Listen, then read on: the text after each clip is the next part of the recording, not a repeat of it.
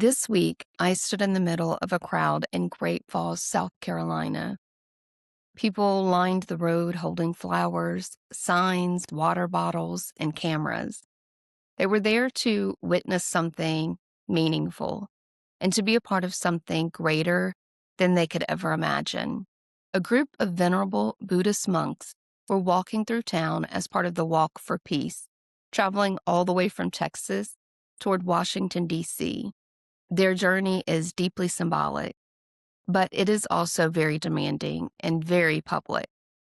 They are carrying a message of peace with every mile, and communities across the country are showing up to walk beside them, even if only for a few steps. I didn't come only to watch. In 2018, I made the trek to Mount Everest Base Camp while raising money for Cancer for College, which is a nonprofit my husband and I work with. That trip helped my family create a scholarship we now give every year to a cancer survivor pursuing a college degree. During that trek, I was gifted a scarf that represented a safe journey. Standing there in South Carolina, years later, surrounded by strangers, brought together by the same intention, I passed that scarf to the monks. As the monks continued down the road, people slowly drifted away. But I didn't feel finished with the moment because this wasn't really about a walk.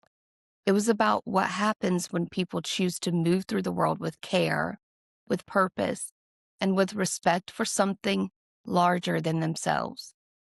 Back in November, when I was traveling in China, I was walking a very different path. But at the time, I didn't realize how clearly those two moments would end up speaking to each other. Everyone has a story to tell. We connect and relate to one another when we share our stories. My name is Amelia, and I am your host of Voices of Inspiration. Join me as I share stories of friends, family, and strangers from my everyday life and travels. You will laugh, possibly cry, or walk away feeling connected more than ever to those around you and ready to be the change our world needs. Everyone has a story to tell. What's yours? This week's episode takes you to Jingshan, near Hangzhou, where I was invited into a living tradition known as the Jingshan Tea Banquet. This ceremonial gathering began during China's Tang dynasty between 618 and 907 CE. It continued to develop through the Song dynasty and later the Yuan dynasty. And over time, the tradition traveled to Japan, where it became the foundation of what the world now recognizes as the Japanese tea ceremony. At its heart, it brings together Zen philosophy, etiquette, and a deep sense of presence through tea. The woman who welcomed me into this world is Zhang Hongyan. She returned to her hometown and opened a tea-focused homestay at the base of Jingshan Mountain. But her work didn't stop at hosting travelers. She is a master of Diancha, the traditional art of whisked tea within the Jingshan Tea Banquet, a practice rooted in patience, ritual, and presence. She also went on to create a woman-led public service tea collective called Songyun Tea Affairs. Through this program, she developed a teaching system that combines hands-on training, mentorship, and real opportunities to practice tea art in homestays and tea houses. Over time, more than 80 women have found employment through her programs, and hundreds more have completed her training, allowing them to gain skills that allow them to earn income while staying connected to their families and their communities. For her, tea is not just a product, it is connection. And that connection didn't stay just in conversation. I was invited to take part in it. I dressed in hanfu from the Song dynasty and wore a lotus crown with small pearl makeup placed on my face, a classic beauty detail for women of that era. It was often paired with hanfu to create a soft, graceful look. The garments are wrapped rather than buttoned, with cross collars, wide sleeves, and layered robes that reflect long-held ideas about order, respect, and balance with nature. Wearing it, I walked the Jingshan ancient path, a road that has carried people for centuries. Buddhist monks once traveled it between temples. Scholars used it on their way to teach or study. Villagers relied on it to move between mountain communities. And I didn't have to just read about that history. You meet it through the people who decide to keep it alive. In the conversation you are about to hear, Zhang Hongyan reflects on coming home, creating opportunity for others through tea, and the first time she felt the pride of her parents in the work she had built. She also shares how serving one cup can turn strangers into friends. Here is my conversation from her homestay at the base of Jingshan Mountain. 大家好，我是五峰山房民宿主。 My name is Zhang Hongyan.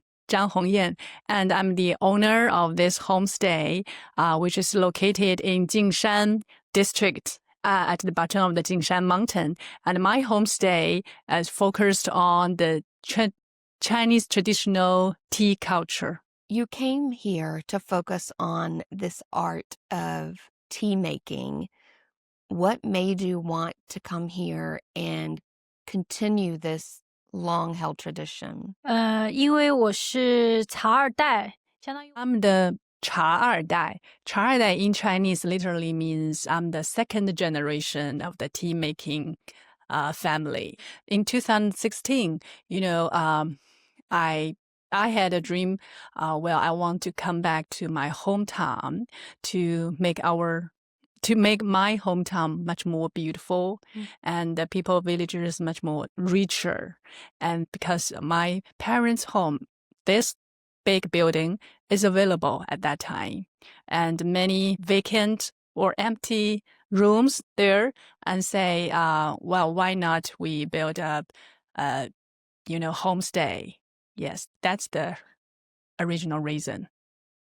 I think that's very special because when we are young, we don't want to be where we grew up. And when we grow up, we want to go back to where we were raised. I was very fortunate to participate in the tea ceremony today, and thank you for including me. And it has such a long history. Why do you think it is so special for visitors from other parts of the world to see? 因为茶文化本身的底蕴比较深厚。 Tea making has a long history, actually, at least 1,000 years. When I have this homestay, different people come from different places and they come here. I can meet a lot of interesting guys, interesting persons when I serve a cup of tea to someone or to others, and then we can make friends. It's not just the making tea. It's also the making friends through a cup of tea. And I think when I have this business of the homestay, I found I have a lot of interest in this. Yeah. It's all about the human connection, no matter where you're from. Yeah. 就是一种连接，人与人之间的连接，不管你是来自于哪。Use your true heart. So you've helped many women learn the art of tea and to build new careers or who are building new careers.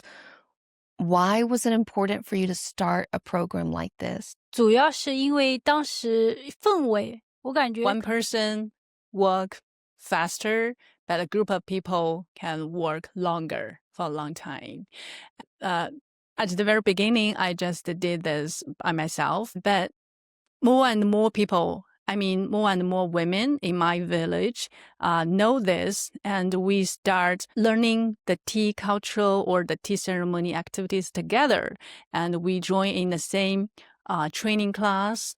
And also at the beginning, when my homestay is very busy, I invite my classmate to come to my homestay to do the part-time job or to make tea. I think when we are doing this together, every one of us is very, very happy. That's very important. We are happy, and the connection between us becoming more and more stronger. I think. Yes. So, and then what we do attracts more and more people to join in together. I think this is a good thing. I love to do that. I agree. Especially in rural areas where there may not be as many opportunities for a woman to have a career, whether that's part-time or full-time, I think that that is a really great thing that she's offering women in the area to start something that they can become passionate about as well. How has welcoming guests from all over the world changed the way you see your own culture? 让他们首先对服装的一个了解，穿上汉服，然后教他 I 礼仪。 think there are several steps. First, we will invite the audience or the guest to see the video. Mm-hmm. The video is about the history Mm-hmm. of the tea culture. And then second, our tea master will do a presentation or demonstration and one by one step. And for the guest, I will know that. And then every one of the guests will be invited to participate in the steps. We'll teach you how to make the tea, how to use the whisk, and what are they and what we are going to do in the future or later, and one by one. And then I think this is very impressive for everyone, since you have been invited to join in different parts of that. I'm going to pause right here for a quick break, and I will be right back. Today's episode is supported by China Eastern Airlines. They offer 3 nonstop routes from the United States to Shanghai Pudong, which is how I traveled while working on this series. China Eastern is headquartered in Shanghai and is one of China's major international carriers. The airline operates 108 domestic and overseas branches worldwide and serves destinations across China, Asia, Europe, and other global regions. They're also a member of the SkyTeam Alliance, partnering with airlines such as Delta and allowing SkyMiles members to earn and use miles across participating carriers. On international flights, China Eastern offers 3 cabins of service: first-class suites, business class, and economy. Long-haul routes include entertainment screens, and Wi-Fi is available for purchase in economy class. If you're planning travel to Shanghai or exploring future international trips, you can find current schedules and booking information on the China Eastern Airlines website, which I'll link in the notes of this episode. Is there a moment from a guest that you really think about that has reminded you why this is your purpose in life? 唤起了我的使命感。只有当我一直做着以茶文化主题的美 You 食 know, during this 10 years, I really got a lot of awards and a lot of appreciation from others. But the most important one, I think, is the comment. My parents, my mother shared my photo to the guest, say, "Wow, this is my daughter." And then the guest told me this story. I felt so proud, and I think, wow, everything deserved. I deserve everything, or everything is deserved. You know, I feel so proud to be their daughter, and I also feel proud of that. My parents feel proud of me because of what I'm doing right now. So I want to share this moment to you. And this is what the tea culture, the Jingshan Diancha brings to me. And maybe this kind of the confidence. I think that's a really special story. Thank you so much for sharing that. 当我有时候失落的时候，因为人生肯定有失落的时候。 I always remember that when I feel frustrated or maybe in face of the challenging, my mother always hold a cup of Jingshan tea and say, "Wow, have it, take it easy. You can do it. You can do it." And then I will calm down. You know, I believe I can do it. I can make it. I can make it. So the support from the friends, support from, you know, the villagers are very, very important. But I think the most important one is the support from the family members, from my parents. Well, I want to say thank you so much for having me today. It's been such a special treat, and I feel very lucky and grateful that I am able to be here in this moment in life because not many people from the States have had this opportunity yet, but I can't wait to share your story to a different audience. And I really appreciate you opening your arms to me today. After the interview ended, I couldn't stop thinking about something she shared. When she feels overwhelmed, her mother doesn't give her advice or a solution. She hands her a cup of Jingshan tea and tells her to slow down. That moment feels so different from the way many of us move through life. We rush to respond, to problem solve, to carry everything at once. But in that small exchange between a mother and a daughter, there's another way to move forward. One that starts with breathing, with warmth in your hands, with remembering that you are allowed to take a moment before deciding what comes next. That reflection pulled me back to something that happened before we even sat down to talk that day.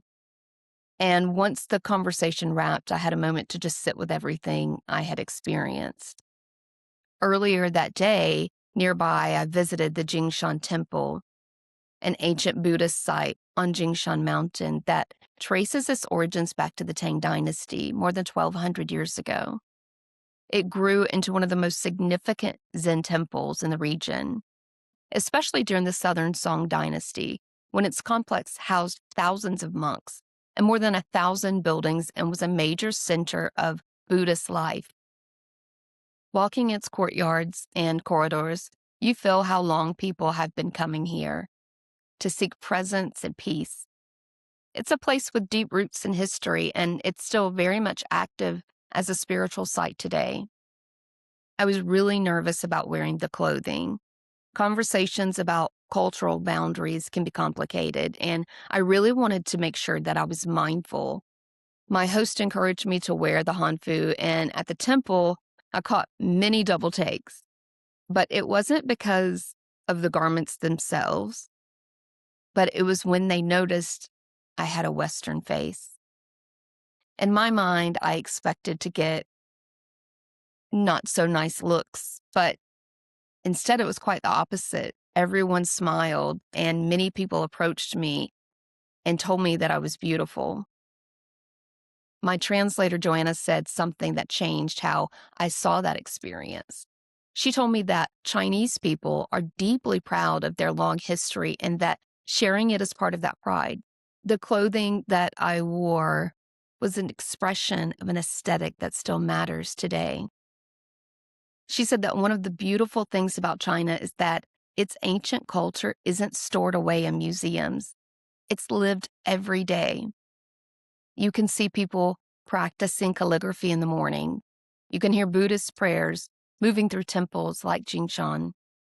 You can see young people wearing modern interpretations of hanfu.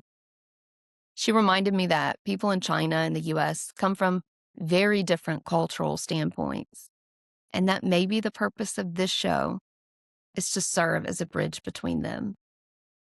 And when I asked her about appropriation, she didn't hesitate. She said that in Chinese culture, traditional clothing like hanfu isn't owned by a group. It represents shared heritage. When someone wears it with curiosity and respect, it's seen as appreciation. It means the culture is still alive, still meaningful, and still worth sharing. The monks walking across America, a woman teaching tea in rural China, a scarf carried from Everest to South Carolina. These moments aren't separate.